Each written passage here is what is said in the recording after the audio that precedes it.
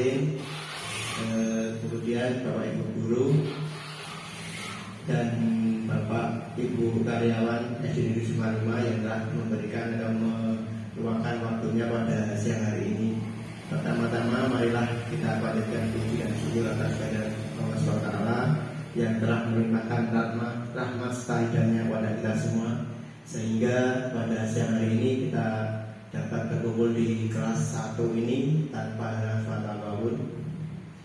Sholawat serta salam tak lupa kita haturkan kepada junjungan kita Nabi Agung Muhammad Sallallahu Alaihi Wasallam yang kita nantikan syafaatnya di mulai nanti. Yang pertama saya mengucapkan banyak terima kasih yang sebenarnya atas diberikan kesempatan pada siang hari ini untuk mendiseminasikan aksi nyata modul 1.4 tentang menebarkan pemahaman konsep inti budaya positif dari program guru penggerak angkatan 9. Mungkin di sini nanti saya tidak akan mengguri ya. Nanti belajar bareng dan saya akan menyampaikan apa yang telah saya dapatkan dan telah saya pelajari di dalam program guru penggerak. Semoga nanti apa yang saya sampaikan bisa memberikan manfaat dan bisa memajukan khususnya SD Negeri 5 ini. Tentunya nanti kalau ada salah kata ataupun kurang tepat dalam penyampaian, ada sudinya saya minta dibenarkan ataupun diberi arahan ataupun masukan. Langsung saja sini untuk tujuan pembelajarannya, calon guru penggerak dapat menyampaikan pembelajaran dari penerapan konsep inti dari modul budaya positif serta pemahaman mereka mengenai konsep-konsep inti dalam modul budaya positif. Capaian pembelajaran menjelaskan konsep budaya positif yang berdasarkan pada konsep perubahan paradigma stimulus, respon ke teori kontrol, serta nilai-nilai kebajikan universal. 2. Menjelaskan konsep makna disiplin, keyakinan kelas, hukuman dan penghargaan, 5 kebutuhan dasar manusia, restitusi dengan 5 posisi kontrol, guru serta segitiga restitusi, dan menerapkannya dalam ekosistem sekolah yang aman dan berpihak kepada murid. Yang ketiga, menyusun strategi-strategi aksi nyata yang efektif dengan mewujudkan kolaborasi beserta seluruh pemangku kepentingan sekolah agar terciptanya budaya positif yang dapat mengembangkan karakter murid. 4. Menganalisis secara reflektif dan kritis penerapan budaya positif di sekolah dan mengembangkannya sesuai kebutuhan sosial dan murid. Lanjut, untuk konsep budaya positif, yang pertama disiplin positif dan nilai kebajikan universal. 2. Motivasi, hukuman, penghargaan dan restitusi. 3. Keyakinan kelas. 4. Kebutuhan dasar manusia dan dunia berkualitas. 5. Restitusi dan 5 posisi kontrol. 6. Restitusi dan segitiga restitusi. Yang pertama, untuk disiplin positif dan nilai-nilai kebajikan universal, menurut Stephen R. Covey, Possible Concept Leadership tahun 1991 mengatakan bahwa bila kita ingin membuat kemajuan perlahan, sedikit-sedikit ubahlah setiap sikap atau perilaku Anda. Namun, bila kita ingin memperbaiki cara-cara utama kita, maka kita perlu mengubah kerangka acuan kita. Ubahlah bagaimana Anda melihat dunia, bagaimana Anda berpikir tentang manusia. Ubahlah paradigma Anda, skema pemahaman, dan penjelasan aspek-aspek tertentu.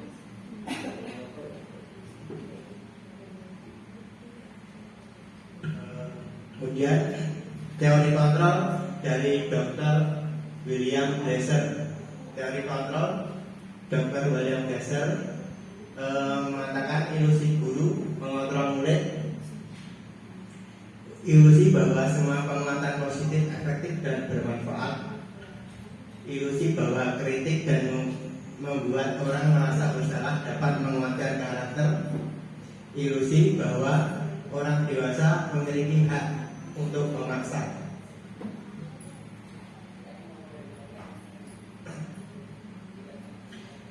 Selanjutnya, bagaimana seseorang bisa berubah dari paradigma stimulus respon kepada pendekatan teori kontrol menurut Stephen R. Covey.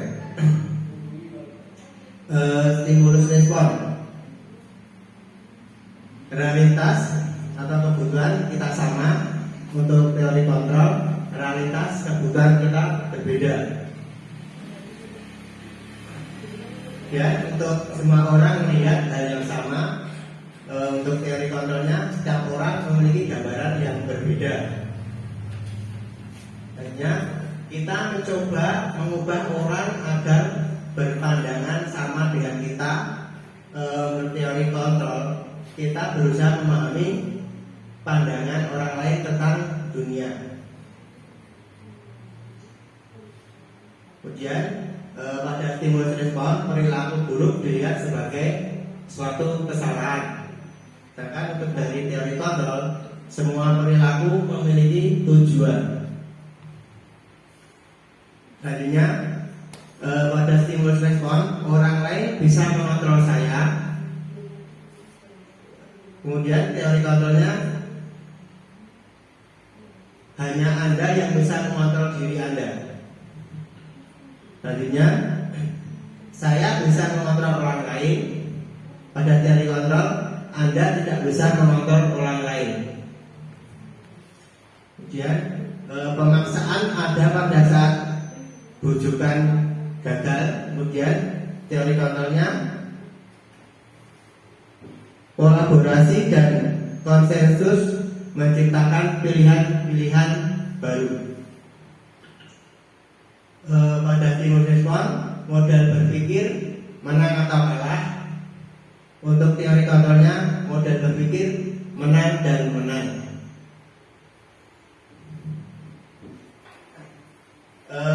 Di sini Bapak Ibu guru, apakah ada yang bisa menyebutkan makna dari disiplin positif? Kalau ada, boleh tunjukkan tangannya. Menurut yang Bapak Ibu guru mengerti ataupun yang telah dibaca-baca, ya kan?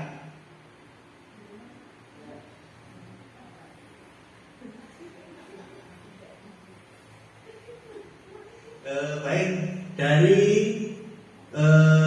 apa yang telah dipelajari dari program guru penggerak, makna kata disiplin adalah suatu sikap atau mental yang dengan kesadaran dan keinsafan mematuhi terhadap perintah-perintah atau larangan yang ada terhadap sesuatu hal.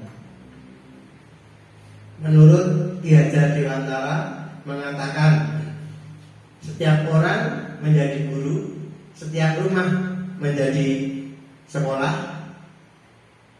Dengan belajar dari setiap orang, baik langsung maupun tidak langsung, mendapat limpahan ilmu yang karenanya kita menjadi lebih arif. Karena pada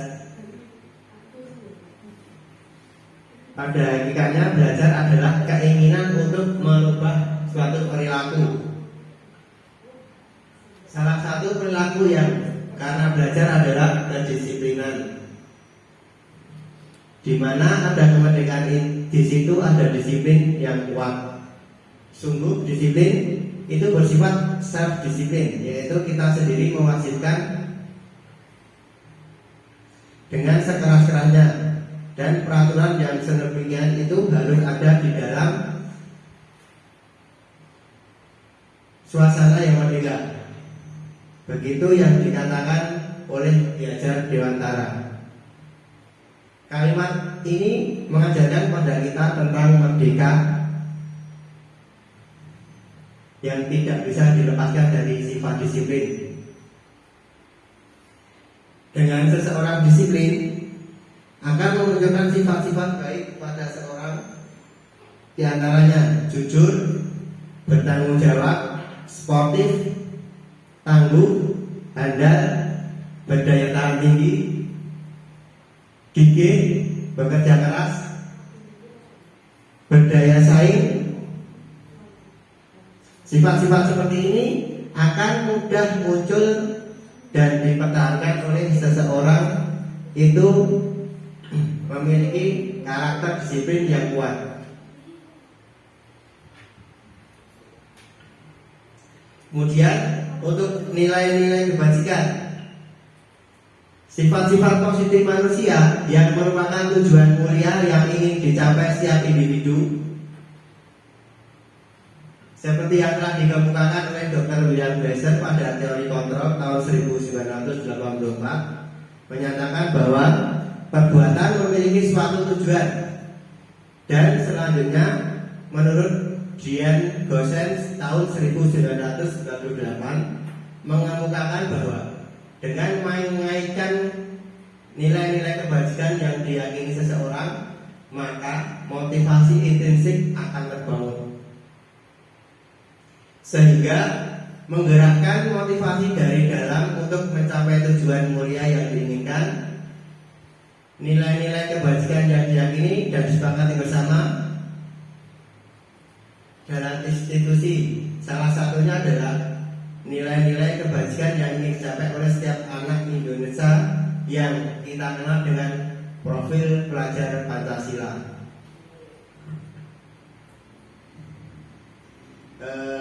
Nanti kita akan sedikit bernyanyi SPX biar tidak bosan.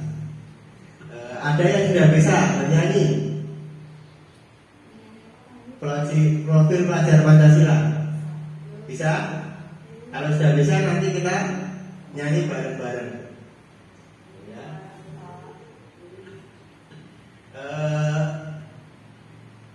Liriknya sudah ada di papan. Nanti kita nyanyi bareng-bareng dengan liriknya lagu Becak. Mulai dari sekarang ya.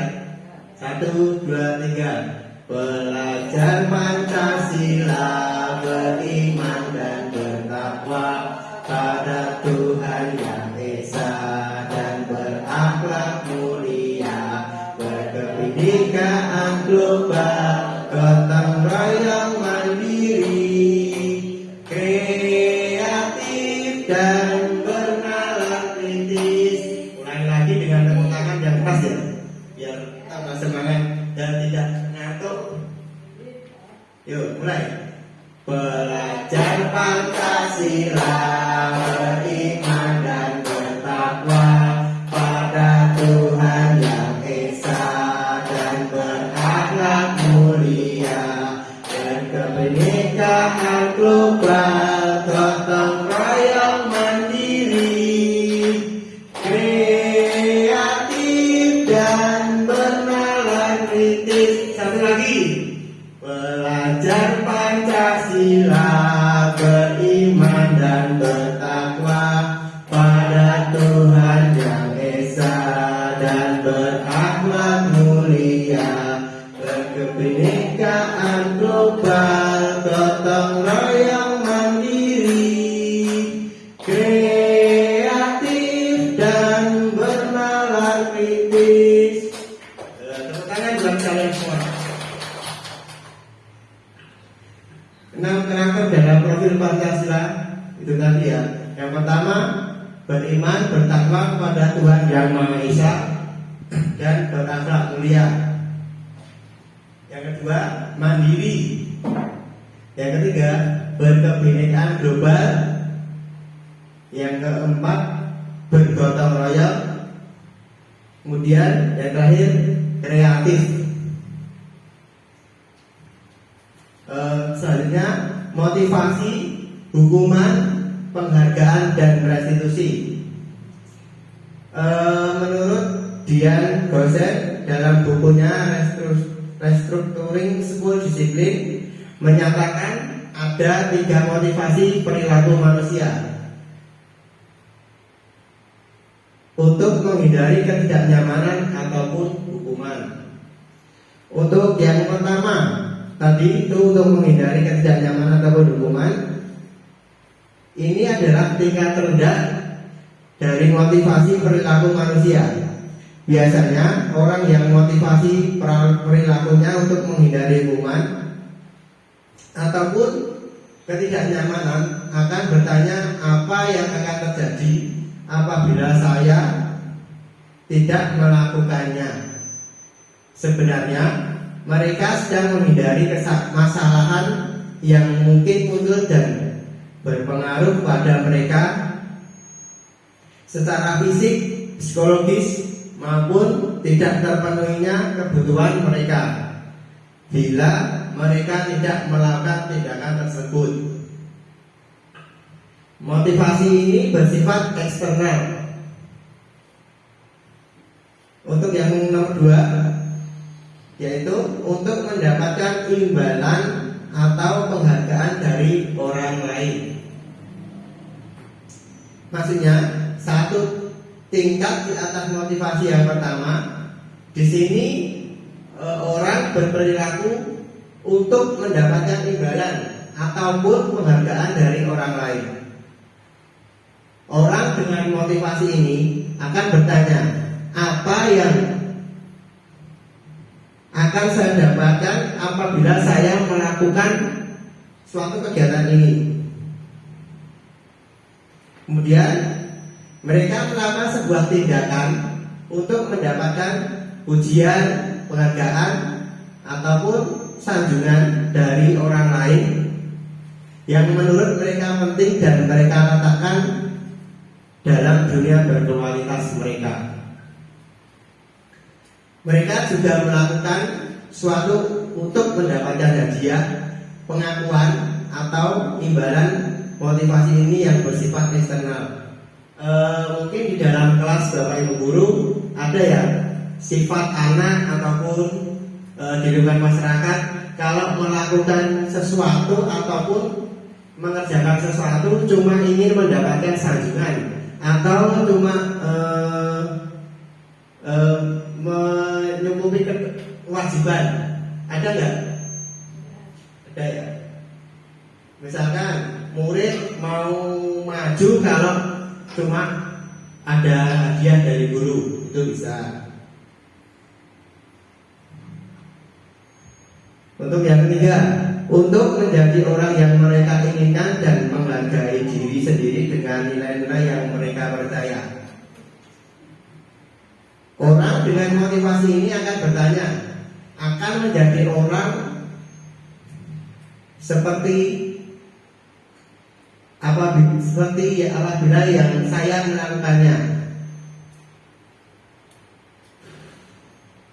Mereka melakukan sesuatu karena nilai-nilai yang mereka yakini dan hargai, dan mereka melakukannya karena mereka ingin menjadi orang yang melakukan nilai-nilai yang mereka yakini tersebut. Ini adalah motivasi yang akan membuat seseorang memiliki disiplin positif, karena motivasi berperilakunya bersifat internal bukan eksternal. Selanjutnya, hukuman adalah suatu bentuk prosedur atau tindakan yang diberikan kepada individu atau kelompok atas kesalahan, pelanggaran atau kejahatan yang dilakukan dalam bentuk reinforcement negatif atau penderitaan dalam rangka pembinaan dan perbaikan tingkah laku sehingga tidak terulang kembali di kemudian hari. Contohnya di kelas, apakah Bapak Ibu guru pernah atau sering atau tidak pernah memberikan hukuman kepada murid? Pernah. Untuk contohnya apa? Misalkan hukumannya kepada murid.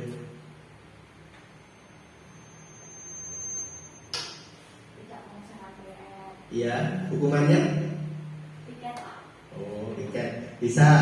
kalau di olahraga mungkin juga bisa. Kalau anak yang terlambat dalam baris ataupun tidak membawa sesuatu yang sudah ditugaskan, misalkan untuk telat melakukan pemanasan, nanti anak akan menambah dengan berlari keliling lapangan, itu ya. Kemudian penghargaan adalah suatu pengakuan atas prestasi dan atau masa kerja karyawan berupa promosi jabatan, kesempatan mengembangkan diri, tanda komitmen, dan kesetiaan serta penghargaan dalam bentuk lainnya. Misalkan di kelas anak-anak yang mendapatkan nilai tinggi diberikan penghargaan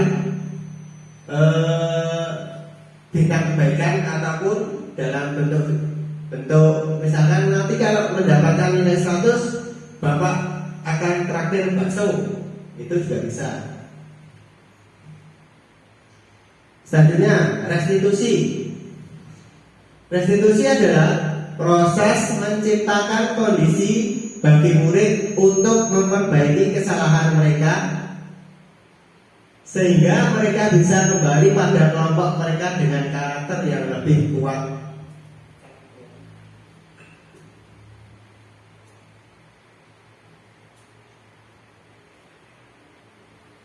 Selanjutnya keyakinan kelas.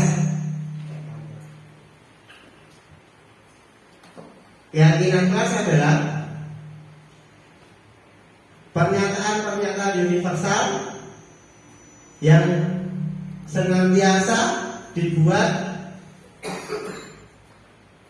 dalam bentuk positif. Keyakinan kelas hendaknya tidak terlalu banyak sehingga mudah diingat dan dipahami oleh semua warga kelas. Keyakinan kelas sebaiknya sesuatu yang dapat diterapkan di lingkungan tersebut. Mungkin Bapak Ibu guru sudah melakukan pembuatan keyakinan di kelas masing-masing. Sudah. Untuk prosedur pembentukan keyakinan kelas, yang pertama, mempersilahkan warga sekolah atau murid-murid di sekolah atau kelas untuk bercurah berpendapat tentang peraturan yang perlu disepakati di sekolah atau di kelas. Kedua, mencatat semua masukan-masukan para murid atau warga sekolah di papan tulis atau di kertas besar atau kertas ukuran poster, di mana semua anggota kelas atau warga sekolah bisa melihat hasil curah pendapat dari semuanya. Tiga, susunlah keyakinan kelas sesuai prosedur pembentukan keyakinan sekolah atau kelas. Kemudian gantilah kalimat-kalimat dalam bentuk negatif menjadi kalimat positif. Contohnya, contoh kalimat negatif: jangan berlari di kelas atau koridor. Untuk bentuk kalimat positifnya, berjalanlah di kelas atau koridor. Kemudian 4, tinjau kembali daftar curah atau pendapat yang sudah dicatat murid-murid untuk menemukan nilai kebajikan atau keyakinan yang dituju dari peraturan tersebut. Contohnya, berjalan di kelas, dengarkan guru, datanglah tepat waktu,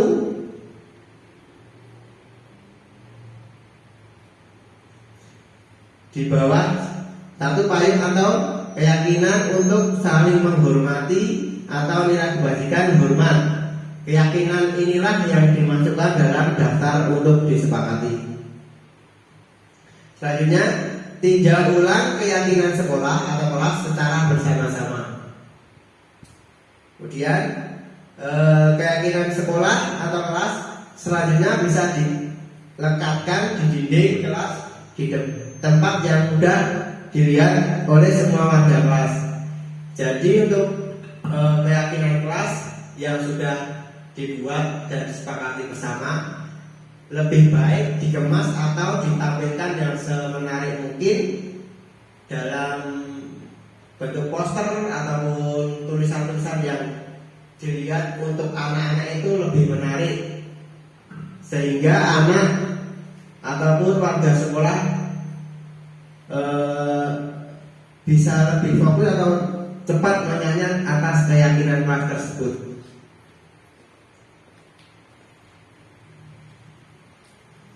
Yang keempat, kebutuhan dasar manusia menurut Dr. William Glasser dalam tes teori. Untuk yang pertama, kebutuhan bertahan hidup. Yang kedua, kasih sayang dan rasa diterima. Ketiga, penguasaan. Keempat, kebebasan. Kelima, kesenangan.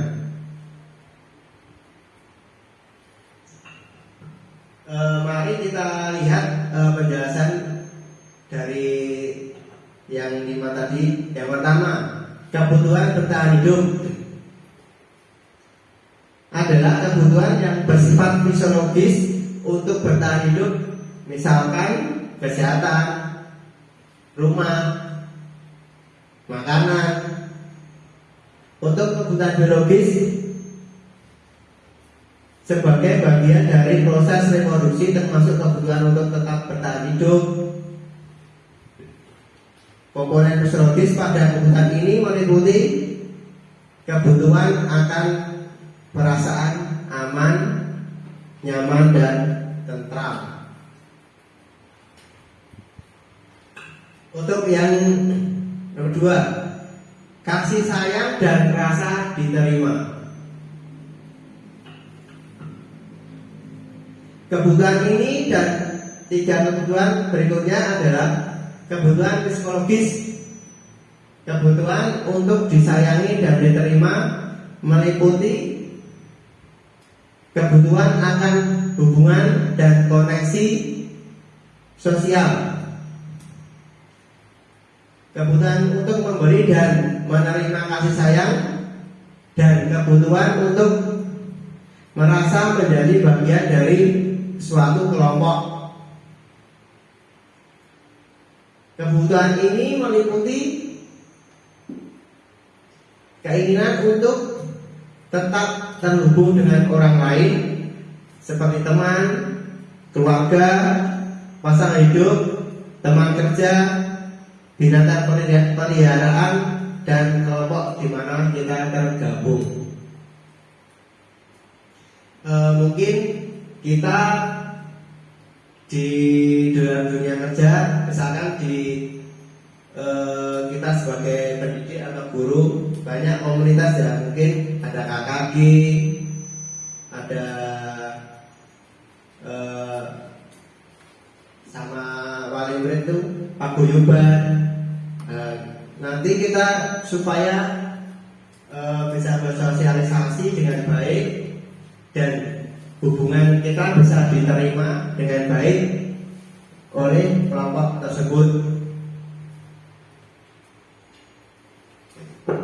Yang ketiga, penguasaan. Adalah kebutuhan ini berhubungan dengan kekuatan untuk mencapai sesuatu, menjadi kompeten, menjadi terampil, diakui atas prestasi dan keterampilan, didengarkan dan memiliki rasa harga diri. Kebutuhan ini meliputi keinginan untuk dianggap berharga, bisa membuat perbedaan, bisa membuat pencapaian kompeten.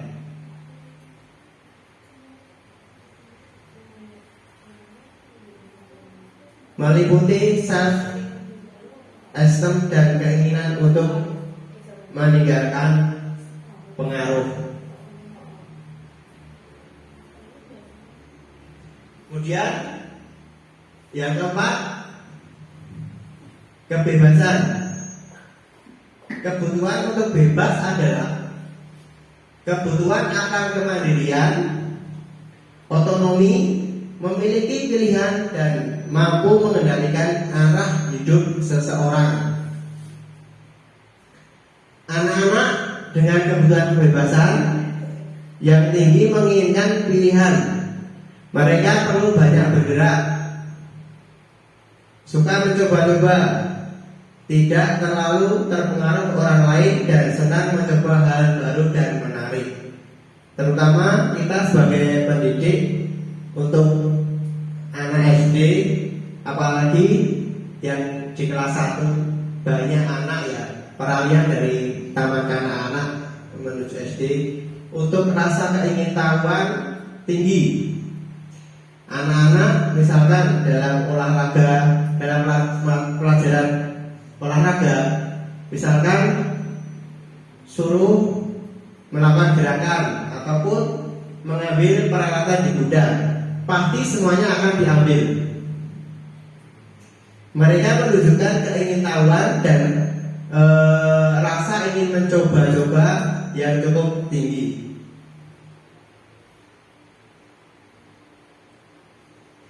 Untuk nomor 5, kesenangan. Kebutuhan akan kesenangan adalah kebutuhan untuk mencari kesenangan, bermain, dan tertawa. Bayangkan hidup tanpa kenikmatan apapun betapa menyedihkan. Lesser menghubungkan kebutuhan akan kesenangan dengan belajar. Semua hewan dengan tingkat intelijensi tinggi seperti anjing, lumba-lumba, primata, dan lain-lain dalam bermain. Saat mereka bermain, mereka mempelajari keterampilan hidup. Untuk hewan-hewan yang tersebut yang mempunyai tingkat intelijensi tinggi banyak digunakan ataupun dimanfaatkan. Misalkan anjing banyak digunakan di dalam kepolisian untuk melacak sesuatu.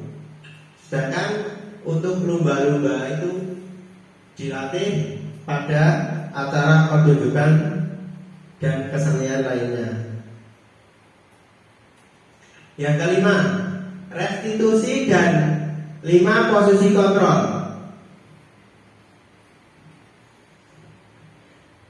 Adalah program disiplin positif yang berpusat pada murid yang dikembangkan oleh Dian Bouwsen dengan pendidikan restitusi yang disebut dengan 5 posisi kontrol. Ya. 5 posisi kontrol. Pertama, menghukum, membuat rasa bersalah,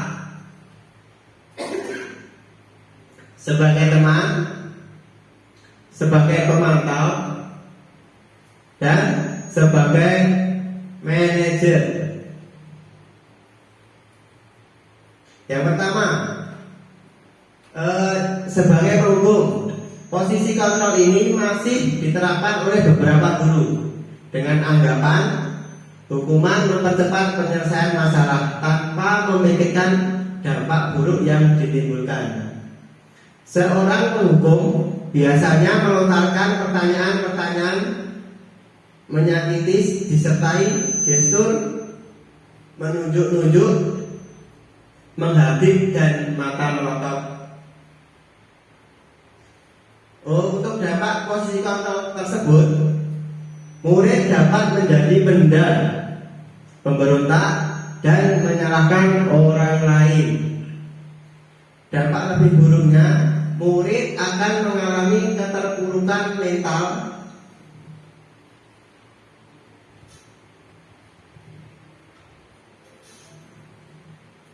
seperti lunturnya perasaan percaya diri dan kesedihan yang berkelanjutan.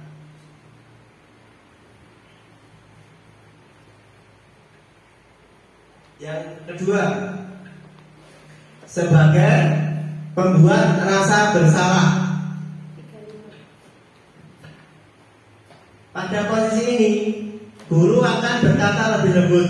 Guru akan menciptakan keheningan yang membuat orang lain merasa tidak nyaman, rasa bersalah, bahkan rendah diri. Pada posisi kontrol tersebut berdampak pada penilaian diri yang buruk. Murid akan merasa bersalah dan tidak berharga. Tidak seperti dampak posisi penghukum. Murid dapat menumpahkan segala amarah meskipun dengan cara negatif. Murid dengan merasa tertekan seperti ini yang tiba-tiba dapat meletus amarahnya, sehingga dapat menyakiti diri, bahkan menyakiti orang lain.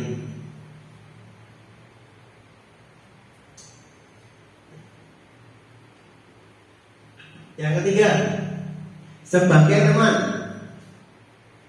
Pada posisi kontrol ini, guru tidak akan menyakiti murid, namun akan tetap berupaya mengontrol melalui persuasi. Guru akan bersikap akrab, berkata ramah, dengan gestur merapat pada murid dan tersenyum jenaka. Dampak posisi kontrol ini dapat positif dan negatif. Untuk dampak positif, dapat menjalin hubungan baik antara guru dengan murid. Kemudian untuk dampak negatifnya akan muncul rasa ketergantungan murid terhadap guru. Di samping itu, murid akan merasa dikecewakan apabila suatu saat guru tidak dapat membantunya. Hal lain yang dapat timbul yakni murid akan berlaku baik hanya kepada guru tertentu dan akan berlaku semaunya jika bersama guru lain. Mungkin di lingkungan sekolah ini ada ataupun sudah pernah terjadi kejadian tersebut. Misalkan dengan bapak ibu guru akrab, kemudian dengan bapak guru yang lain merasa takut ataupun bahasa Jawanya gila. Gila itu bahasa Indonesianya apa? Gila, bukan takut. Mungkin murid akan berpendapat atau beranggapan, wah bapak itu menakutkan, ibu guru itu menakutkan, sehingga murid akan sangat menakuti kalau ketemu dengan bapak atau ibu guru tersebut. Selanjutnya, sebagai pemantau, ketika mengawasi, guru bertanggung jawab atas perilaku murid-murid yang diawasi. Posisi pemantau berdasarkan peraturan dan konsekuensi dengan menggunakan sanksi atau konsekuensi. Guru dapat memisahkan hubungan pribadi dengan murid. Posisi tersebut berawal dari teori stimulus respon yang menunjukkan tanggung jawab guru dalam mengontrol murid. Seorang pemantau sangat mengandalkan perhitungan, catatan, dan data yang dapat digunakan sebagai bukti atas perilaku seseorang akibat dari posisi kontrol ini. Murid memahami sanksi yang harus dijalankan karena telah melanggar salah satu tata tertib ataupun peraturan sekolah. Yang kelima, sebagai manajer. Posisi di mana guru melakukan sesuatu bersama murid, mempersilahkan murid, mempertanggungjawabkan perilakunya, mendukung murid agar dapat menemukan solusi atas permasalahan sendiri.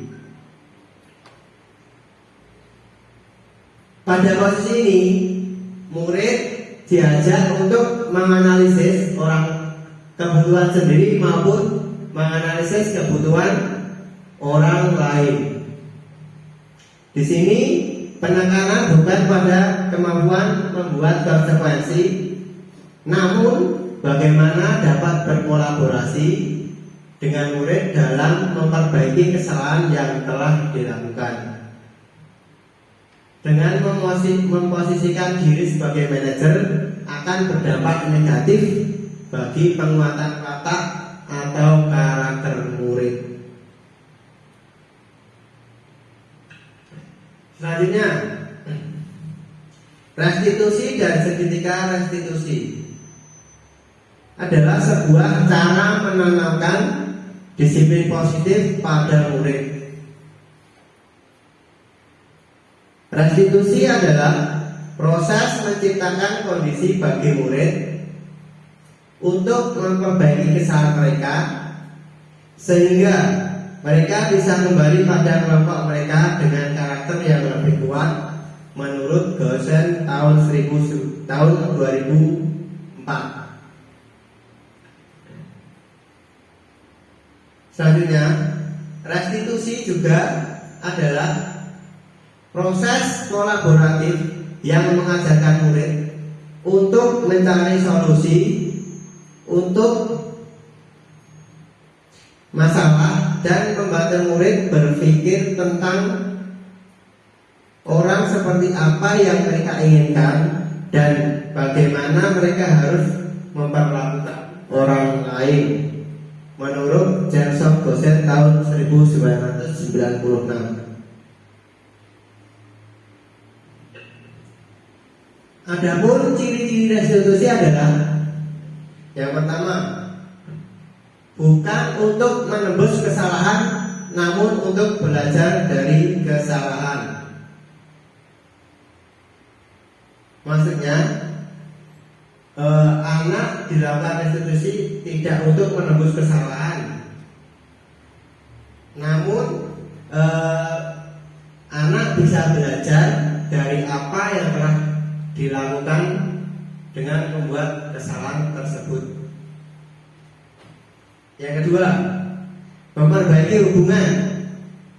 Hal ini dilakukan untuk anak yang bermasalah dengan anak yang terlibat masalah ataupun lawan dari anak tersebut, untuk memperbaiki hubungan sehingga anak tersebut yang bermasalah dipertemukan supaya tidak terjadi hal-hal yang selanjutnya.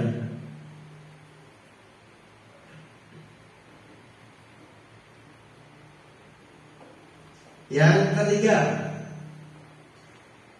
tawaran atau bukan paksaan, sehingga anak dilakukan restitusi, diberikan penawaran dan bukan paksaan. Maksudnya kamu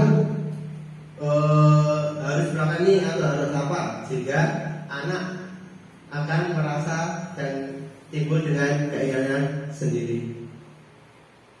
Selanjutnya, restitusi menuntut untuk melihat ke dalam dirinya. Hal ini menunjukkan anak bisa berkaca sendiri atas apa yang telah dilakukan dan diperbuat.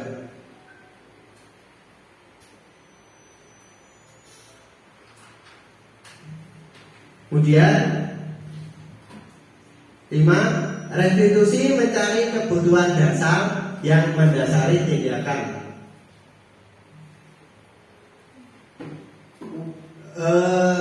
Jadi pernyataan ini menjelaskan mengapa murid melakukan suatu kesalahan tersebut, apa yang menjadi dasar untuk melakukan suatu kesalahan tersebut. Keenam, restitusi diri adalah cara yang paling baik. 7. Restitusi fokus pada solusi. Hal ini dapat menimbulkan atau memunculkan ide-ide anak untuk pemecahan suatu masalah yang telah dilakukan oleh anak tersebut.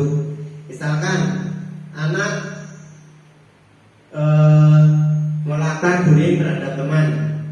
Dengan restitusi nanti anak bisa menggali, apa bahayanya dari bullying, terus apa pengaruh kedepannya, apa adakah bahaya dari anak yang dilakukan bullying tersebut, dan lain sebagainya.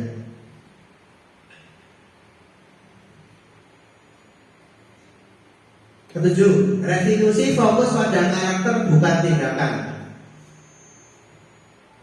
Jadi restitusi akan membentuk suatu karakter pada anak tersebut. Kedelapan, restitusi fokus pada solusi. Solusi dari suatu permasalahan, pemecahan masalah, sehingga kedepannya anak bisa mengerti, perbuatan tadi itu salah dan tidak baik, sehingga saya tidak akan mengulangi lagi. Kesembilan, restitusi mengembalikan murid yang berbuat salah pada kelompoknya. Nah, ini segitiga restitusi. Kamu tentu punya alasan mengapa melakukan itu. Adakah yang lebih efektif untuk mendapatkan apa yang kamu butuhkan? Dan keyakinan kelas apa yang telah kita sepakati? Lanjut, kamu ingin menjadi orang yang seperti apa? Tuh, tadi merupakan validasi tindakan yang salah, menanyakan keyakinan, dan menstabilkan identitas.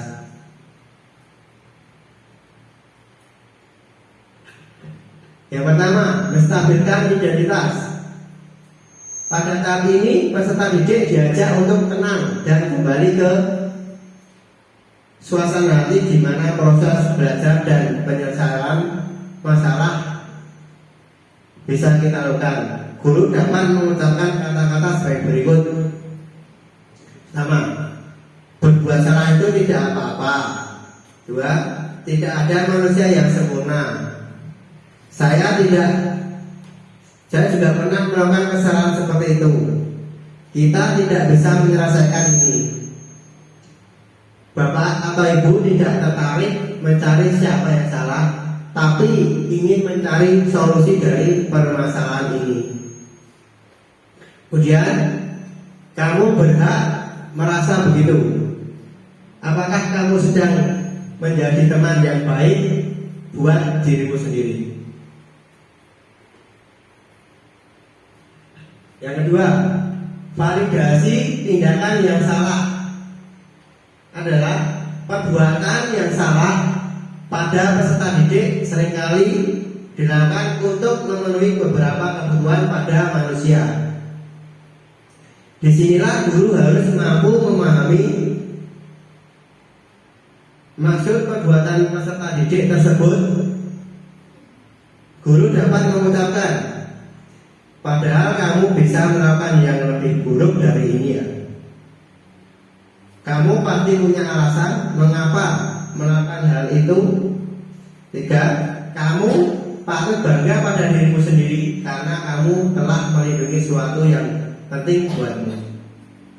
Empat, kamu boleh mempertahankan sikap itu, tapi kamu harus menambahkan sikap yang baru. Ketiga, menanyakan keyakinan. Pada tahap ini, peserta didik siap untuk dihubungkan dengan nilai-nilai yang dia percaya dan menjadi orang yang dia inginkan.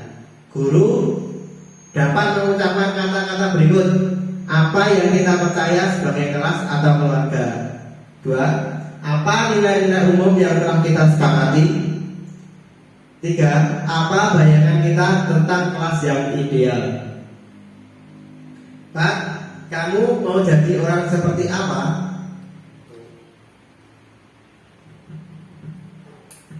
Kesimpulan, Hal-hal lain yang penting untuk dipelajari dalam proses menciptakan budaya positif di lingkungan sekolah adalah menjalin kerjasama, kolaborasi, dan komunikasi yang baik antara kepala sekolah, murid,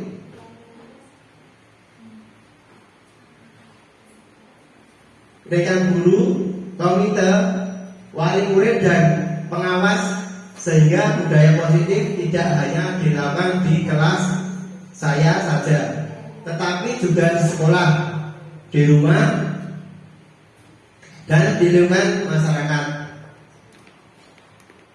Penerapan budaya positif harus didukung oleh semua pihak, sehingga suatu sekolah atau kelas akan berhasilnya suatu budaya positif harus semua elemen bergerak ataupun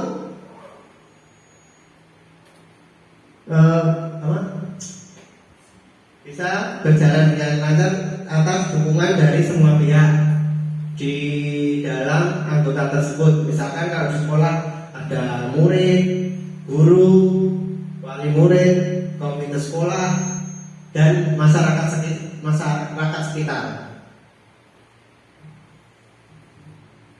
Saya merasa sangat penting untuk memahami ini, khusus memiliki disiplin diri dan motivasi internal, karena budaya positif perlu diciptakan dalam bentuk nilai kebajikan seperti keteladanan, berempati, menghormati orang lain, bertanggung jawab, saling menghormati, komitmen, dan lain sebagainya. Refleksi. Sekolah diibaratkan sebagai tanah tempat bercocok tanam, sehingga guru harus mengusahakan sekolah jadi lingkungan yang menyenangkan, menjaga dan melindungi murid dari hal yang tidak baik. Dengan demikian, karakter murid tumbuh dengan baik. Sebagai contoh, murid yang tadinya malas menjadi semangat, bukan kebalikannya, murid akan mampu menerima dan menyerap suatu pembelajaran bila lingkungan di sekelilingnya merasa aman dan nyaman. Selama seseorang merasakan dari lingkungannya, maka proses pembelajaran akan sulit terjadi. Dengan demikian, salah satu tanggung jawab seorang guru adalah bagaimana menciptakan suatu lingkungan positif yang terdiri dari warga sekolah yang saling mendukung, saling belajar, saling bekerja sama, sehingga tercipta kebiasaan yang baik. Dari kebiasaan baik akan tumbuh menjadi karakter baik warga sekolah. Dan pada akhirnya karakter dari kebiasaan tersebut akan membentuk suatu budaya positif. 3. Suasana atau budaya yang berkembang di sekolah saat ini secara tidak langsung menjadi cermin dari tujuan mulia atau nilai-nilai yang sekolah yang dianut dan diyakini selama ini. Untuk itulah menciptakan lingkungan positif agar terbentuk suatu budaya positif adalah suatu proses perjalanan pendidikan yang harus kita jalani. Karena ini merupakan tanggung jawab kita sebagai seorang pendidik. Sebagai seorang pendidik, sebagai seorang pemimpin belajaran, suatu lingkungan yang aman dan nyaman akan memberikan murid kesempatan dan kebebasan untuk berproses belajar selama seseorang merasakan tekanan-tekanan dari lingkungannya, maka proses pembelajaran akan sulit terjadi. Dan salah satu tanggung jawab kita sebagai pendidik adalah menghilangkan atau mencabut gangguan-gangguan yang menghalangi proses pengembangan potensi murid.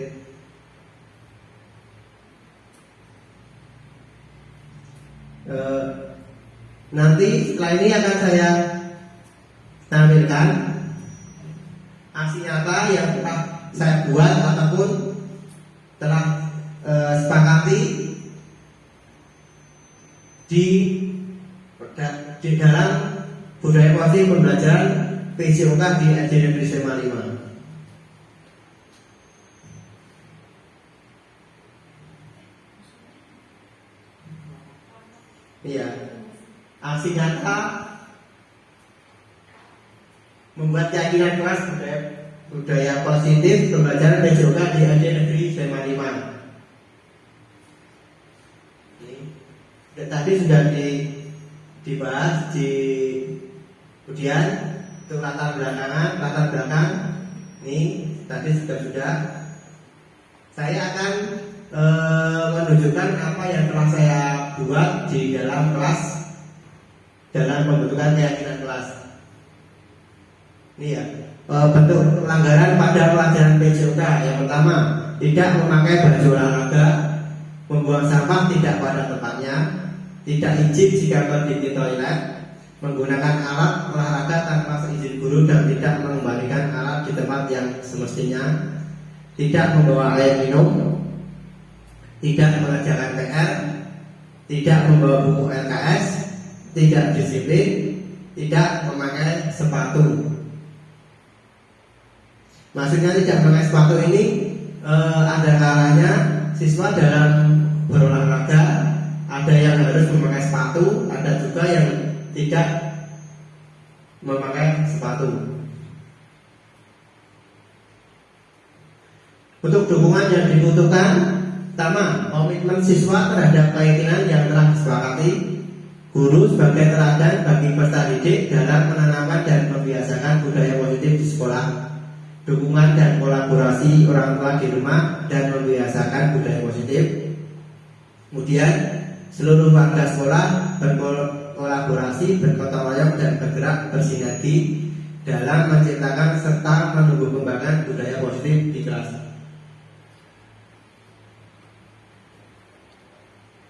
Untuk proses pembuatan dan hasil keyakinan kelas, yang pertama diskusi guru dan murid terkait keyakinan kelas. Guru menjelaskan pembuatan dan fungsi keyakinan kelas. 2. Murid menulis gagasan kesepakatan kelas di papan tulis dan murid menuliskan keyakinan kelas pada kertas post-it sesuai prioritas. 4. Murid menempelkan post-it keyakinan kelas pada kertas manila. 5. Merefleksi kegiatan dalam rangka membudayakan kebiasaan positif mulai dari diri.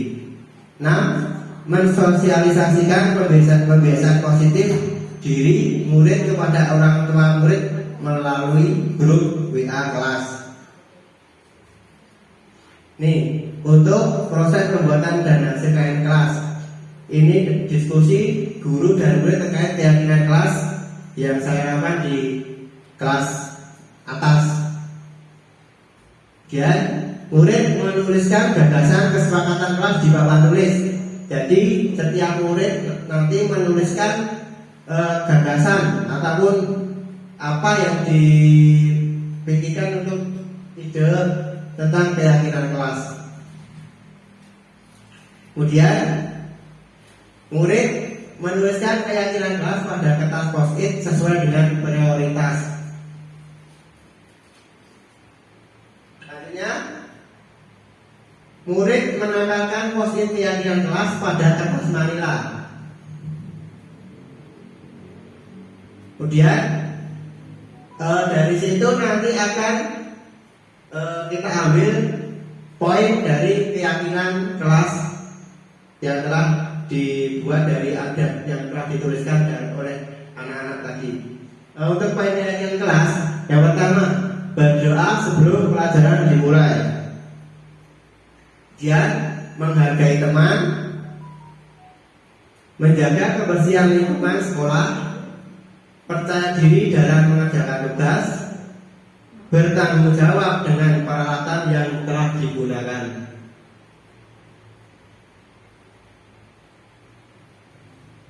Dari keyakinan kelas tadi, saya merefleksikan kegiatan dalam membudayakan kebiasaan positif mulai dari diri. Yang pertama, terbentuk keyakinan kelas melalui kesepakatan keyakinan kelas yang dilakukan siswa bersama guru. Dua, terbentuknya kondisi kondusif saat kegiatan pembelajaran berlangsung. Ketiga, siswa dan guru dan secara bersama-sama konsisten dalam menjalankan keyakinan kelas yang sudah disepakati. Empat, respon dari orang tua dan peserta didik tentu saja merasa senang dan apresiasi. Mereka bersemangat melakukan pembiasaan positif mulai dari diri dan lingkungan rumah. Kemudian yang menjadi tolak ukur keberhasilan adalah murid selalu menjalankan pembiasaan positif pada diri murid dan terjalin komunikasi aktif antara guru dan orang tua wali murid. Ini sosialisasi keyakinan kelas yang saya kirim ke grup wali kelas. Dari tersebut saya mendapatkan masukan ataupun umpan balik dari wali kelas, dari wali murid. Kemudian ini buat pernyataan dan tanda tangan keyakinan kelas, umpan balik dari siswa, umpan balik dari orang tua, umpan balik dari Bapak Ibu guru yang sudah saya keyakinan kelas saya share di dalam grup WA. Kemudian terima kasih Bapak Ibu guru yang telah memberikan umpan baliknya. Demikian tadi budaya positif atau pembuatan keyakinan kelas yang sudah saya lakukan di kelas atas untuk diterapkan di SD Negeri SMA 5 ini. Untuk pertanyaan ataupun tanggapan ataupun masukan dari Bapak Ibu guru, semoga untuk kedepannya lebih baik. Saya persilakan.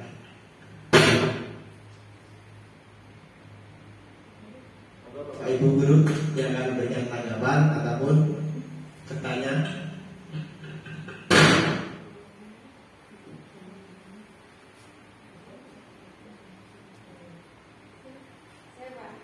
Ya, tadi kita tulis di.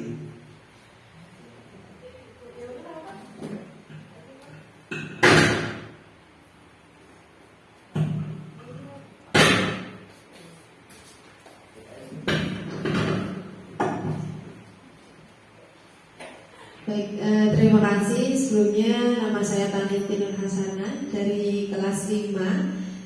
Pemaparan Pak Wahyu sudah cukup bagus, malah bagus, sudah disertai dengan aksi nyata tadi di kelas atas. Dan selanjutnya pertanyaan saya adalah perbedaan keyakinan kelas dan kesepakatan kelas itu apa Pak? Dan mungkin nanti bisa disertai contoh-contohnya. Terima kasih.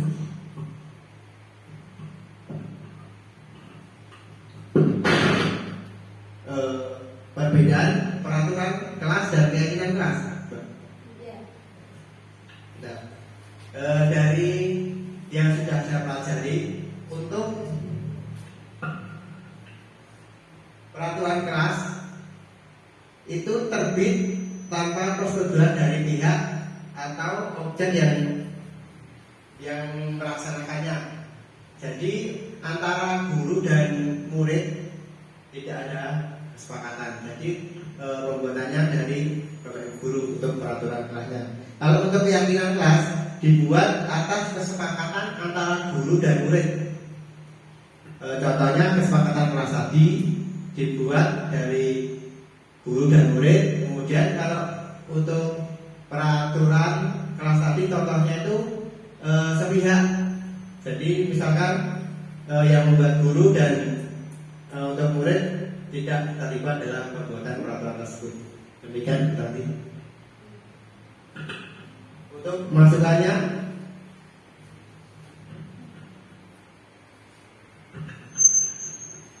terima kasih atas waktu yang diberikan kepada saya. Sedikit untuk menanggapi dari pemaparan yang sudah disampaikan oleh Pak Wahyu. Nama saya Henita Faroh, saya guru kelas 6.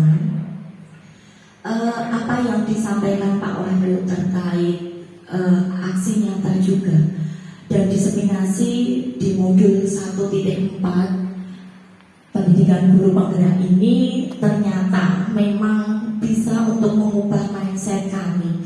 Mindset kita sebagai guru itu jadi lebih bisa terbuka ya, menghadapi apapun perkembangan zaman yang sekarang kita lalui, bahwasanya pendidikan yang diajarkan oleh Ki Hajar Dewantoro itu sangat bagus, sangat istilahnya tidak lekang oleh waktu, istilahnya gitu ya. Jadi walaupun zamannya kita berkembang, kita sudah dilengkapi dengan adanya kodrat alam dan kodrat zaman yang memang sebagai guru kita menjadi pamong bagi murid, kita menuntun murid untuk bisa, mereka itu utamanya adalah selamat ya, selamat dan bahagia gitu. Mereka di sekolah ini untuk mencapai keselamatan dan juga kebahagiaan bagi murid-murid itu, karena mereka juga mempunyai mimpi untuk masa depan mereka. Di sini untuk terkait dengan kegiatan atau pembiasaan positif, apa yang sudah kita lakukan di SD Negeri Sleman 5 ini, memang untuk menciptakan budaya positif itu tidak bisa secara instan gitu ya. Butuh pembiasaan, butuh konsistensi yang memang harus secara kontinu dilakukan. Nah, itu mulainya adalah dari guru. Jadi kita sebagai motor utama penggerak gitu ya, memberikan teladan. Ada istilah satu teladan itu lebih baik daripada 1000 nasihat gitu. Jadi mari untuk kita sebagai guru bersama-sama kita berkolaborasi, kita bersinergi untuk bisa selalu menciptakan pembiasaan positif. Dan sejauh ini ya Pak Wahyu, yang di sekolah kita yang sudah kita laksanakan ini sudah bagus. Dari pagi kita pembiasaan religiusitas kita dengan berdoa, dengan Asmaul Husna, ini sudah sangat menciptakan dan juga meningkatkan bahwa mereka, anak-anak itu memiliki intak yang lebih kuat begitu. Nah, sebagai masukan saya untuk di pembiasaan positif ini adalah bahwa pembiasaan positif ini tidak hanya dilakukan di sekolah gitu ya. Jadi untuk di rumah perlu adanya edukasi juga ke orang tua, terutama orang tua itu mereka juga bisa sebagai posisi kontrol gitu ya. Karena kita di sekolah ini adalah orang tua siswa, dan siswa itu punya orang tua di rumah, punya orang tua di sekolah gitu. Artinya ada sinergisitas pembiasaan positif, baik dari nanti restitusi, posisi kontrol itu juga orang tua juga harus memahami gitu. Jadi nanti antara di sekolah dan di rumah itu mereka sama-sama bisa menciptakan budaya yang positif. Kemudian untuk ini perlu adanya kerjasama gitu ya, kolaborasi, komunikasi yang efektif antara kita sebagai guru, pendidik, orang tua dan juga masyarakat dalam menciptakan budaya positif di sekolah. Tetapi juga harus didukung pembiasaan yang di rumah. Terus untuk ini Pak, evaluasi mungkin ya, yang memang perlu dilakukan evaluasi secara berkala terhadap pelaksanaan budaya positif baik di kelas maupun di sekolah, serta mungkin ini tambahan untuk pembuatan slogan-slogan budaya positif di area kelas ataupun di lingkungan sekolah gitu ya. Jadi itu nanti sebagai upaya mengingatkan dan juga menanamkan untuk anak-anak itu selalu ingat gitu, kalau banyak slogan-slogan tentang budaya positif. Itu saja Pak Wahyu untuk masukan dari saya. Terima kasih. Terima kasih Bu Eni yang telah memberikan masukan yang sangat bermanfaat bagi saya dan khususnya di sini saya sebagai guru BCOK juga belajar dan membaca dari teori Ki Hajar Dewantara bahwa murid itu berkembang sesuai dengan minat dan bakat yang dimiliki. Jadi kita sebagai guru tidak bisa mengharuskan murid itu harus seperti apa yang kita inginkan. Tapi murid itu mempunyai minat dan bakat dan berkembang sesuai dengan kodrat alam dan kodrat Yaman.